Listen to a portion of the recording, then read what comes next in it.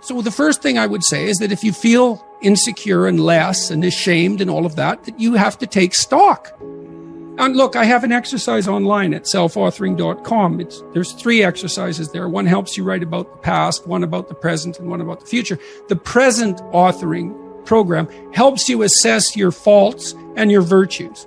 Okay, well, if you have some faults and you feel insecure and inferior because of that, well, you should. Now, it shouldn't be so much that you're crippled by it and unable to take action. You shouldn't be beating yourself into the ground because you're not everything you could be, because no one is. And if you beat yourself into the ground, then you can't get up and improve. But you have to differentiate. It's like, okay, to what degree am I being hard on myself? Counterproductively critical, hearing the voice of my too harsh and angry father in my head, right. Adopting inappropriate stereotypical representations of masculine competence. How much of my self-criticism is ill-advised? Fair enough. And you want to deal with yourself with a certain amount of care. But then along with that, there's fix your weaknesses. You know, if you're ashamed of being ignorant, you're showing up at a party because, you claim to knowledge that you don't have and someone exposes you. Well, you can be angry at them, and you probably will, but they've actually done you a favor. They pointed out an inadequacy is a pathway that you can travel down, right? A recognized inadequacy is, it's such a gift in some sense, if it's accurate. Because you think, well, what should I do? What should I do with my life? That's a real complicated question. Oh, here's an inadequacy. Excellent. You have a goal now. Rectify it. Now, you still have to think strategically and figure out how to rectify it and do it step by step. But Carl Rogers, the psychotherapist, pointed out that the person, for therapy to be successful, the person has to want to change. So they have to have recognized that they have a problem. If someone is mandated by the court to attend therapy, it's very difficult for the therapist to convince them that they have a problem. Once you're convinced you have a problem, it's like, away you go. I know it's still technically difficult. It requires discipline and all of that. There's no magic solution. But if you're plagued by feelings of inferiority, you should rectify the most obvious inferiorities. Right. Focus on those first over optimizing strengths, would you say? No, not necessarily. Not necessarily. And you don't have to redress I'm a terrible jazz musician. Right. It's not a thing where you hold shame around or like. Well, it's not an impediment. Yeah. I would say that you have to rectify an inadequacy when it's clearly an impediment to your goal, or you have to shift goals. But if you're shifting goals because of an inadequacy related impediment, then you have to ask yourself, is your desire to shift the goal reliable? Or are you just taking the easy way out? Right. You can protect yourself by picking a different goal that's more difficult. That's a good mental hygiene practice, because sometimes you should switch goals rather than rectifying inadequacies. But you can fool yourself then, and that's not good. And if someone is goalless, lazy, unmotivated, not sure what they want to do, what would be a few key steps to get started to turn their life around or to find the motivation for something greater than where they're at? Well, I think a fair bit of that's probably to be found you can find it in shame. You can find it in guilt. You can find it in conscience. You can find it in anger. You can find it in interest and engagement and beauty. There's lots of pathways. If you're angry about something in the world, well, that's an indication that that's in some sense your problem, right? It's speaking to you in a moral sense. This shouldn't be that way. Well, maybe you're the person who should do something about it in some manner. Maybe it'll take your whole life to figure out how to do that. But it's bothering you for a reason.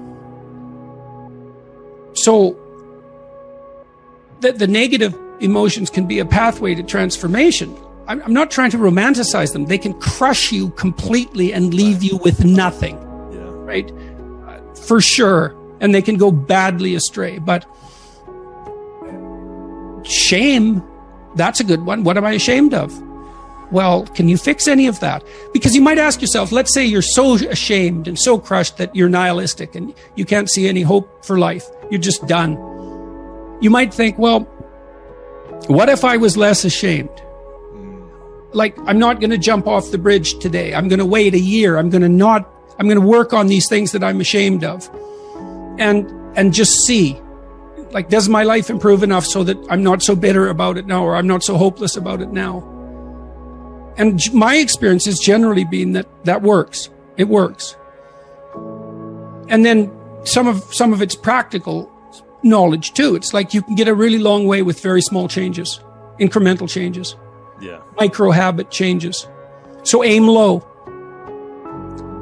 Don't have big goals or big transformations. Well, you can, but the problem with a big goal is that it's daunting enough so that it might paralyze you, and there's a high probability of failure. And so imagine that you're your own child. Okay, now imagine you love this child, and you would like him, we'll say him because it's you and I talking, to succeed. Now, you have an ideal for this child. You'd like him to grow up to be the best he can be, better than you, the best man he can be. That's what you want for your son, if the good part of you is talking. Yeah. You definitely want him to be better than you are, but you want him to be the best he could be if your vision is unclouded. Okay, but then you offer him a goal. It's like, well, do this. Well, can he do it? Well, if he can do it without a second's thought, there's no challenge in it. There's no developmental impetus. It's not in the zone of proximal development. You want a goal that you can do, but that requires some improvement on your part.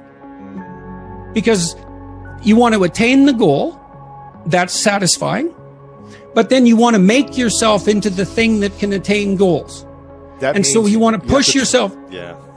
You want to push yourself a bit further. Yeah. Yes. And there's an ample psychological literature that suggests that that's where maximal motivation is to be found.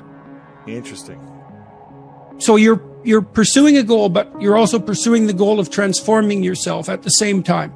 You're doing both of those at the same time.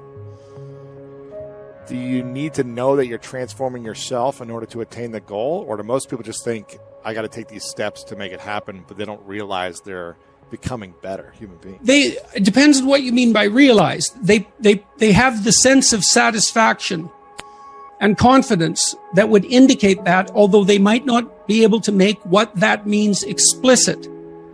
But I would say it would be better to make it explicit. It adds one other dimension of possible motivation. What would you say would be your three truths? I would say, have the faith, strive to manifest the faith necessary to make things better rather than worse.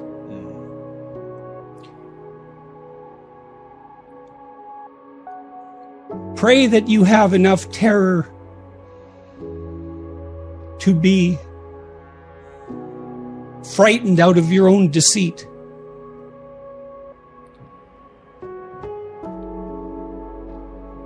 And strive to be grateful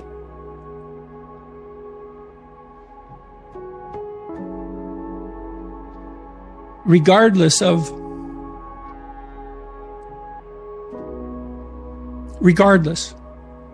That would be